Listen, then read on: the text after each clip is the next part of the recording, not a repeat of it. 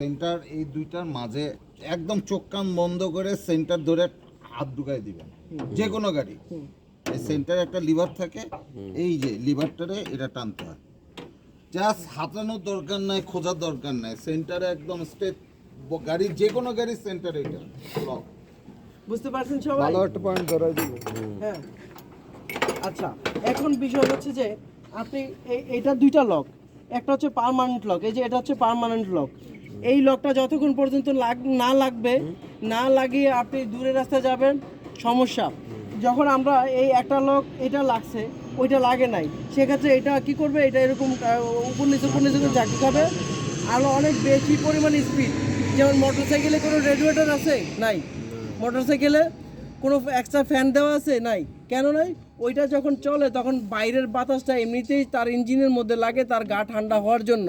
কিন্তু এখানে চারপাশ দেখেন আটকানো, এই আটকানো থাকার কারণে ফ্যানের ব্যবস্থা করা হয়েছে, এই আটকানো থাকার কারণে রেডিয়েটরের ব্যবস্থা করা হয়েছে।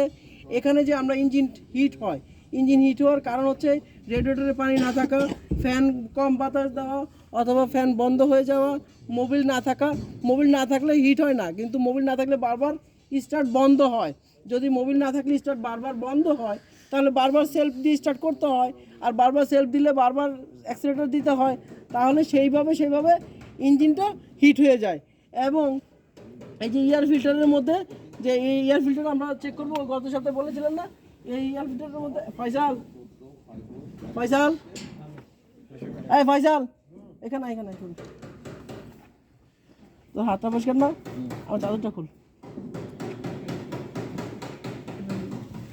আচ্ছা ওকে, তো এটা চেক করতে হয়, এটা চেক করে এই চারটা চেক করে, এটা হলো গিয়া মানুষের যেমন ফুসফুস, তেমন আমরা মনে করি যে ফুয়েলের দ্বারা চলতেছে। এই ফিল্টারটা দেখেন কতটা ময়লা, এই ফিল্টারটাকে বদলাই ফেলতে হবে, এই ফিল্টারটাকে আর চালানো যাবে না।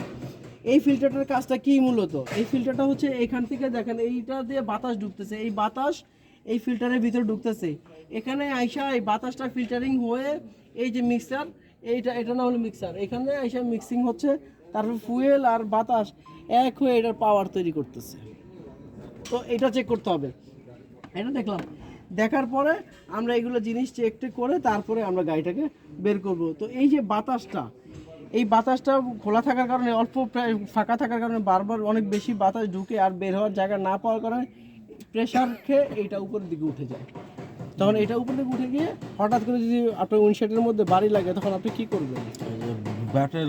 এই জন্য আমরা যখন এটা লাগাবো, তখন এই বাটনটা এটা ভালো করে জাতা দিয়ে এইভাবে লাগাবো এবং এটাকে এইভাবে টেনে দেখতে হবে যে এটা শক্তভাবে লাগছে কিনা। আর সব গাড়ির ক্ষেত্রে তো বুঝলেনি, ওই দুইটা সেন্টারের মাঝখানে এইভাবে হাত ঢুকাবেন, দিয়ে এটাকে উপর দিকে এইভাবে দিবেন, প্রয়োজনে এটাকে এক হাত দিয়ে এইভাবে একটু ফাঁক করে নেবেন, নিয়ে তারপর দিবেন, দিয়ে তারপর উঠে ফেলবেন। ঠিক আছে? তাহলে আমরা আমাদের এই অ্যালড্রেস যেটার কথা